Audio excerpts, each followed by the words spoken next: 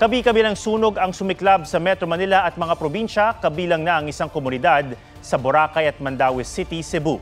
May report si Ian Cruz.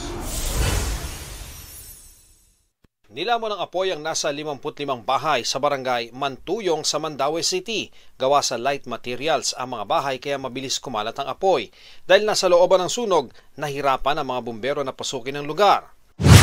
Sa gitna ng sunog, isang aso ang pilit na sinagip ng mga bumbero pero pumanaw rin. Ayon sa may-ari ng aso, hindi niya inakalang madadamay ang kanyang bahay sa sunog. Kaya inilagay niya sa second floor ang alaga. Diri sa ibabaw. Diri sa ibabaw ako bitawon gitaguan diri kaya para lang gitawon nga libre.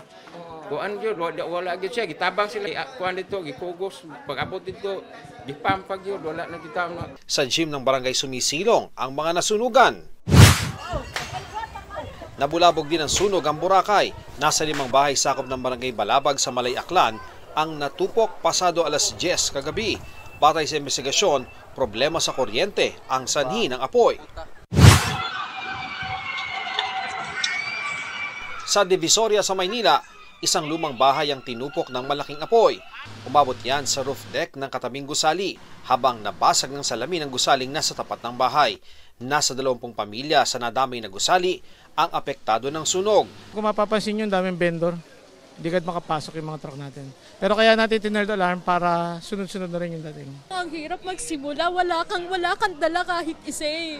Yung tagal mong inipon na mga gamit mo, pinundar mo, nawala lahat eh. Dahil abandonado na ang bahay, palaisipan sa mga otoridad ang pinagmula ng apoy.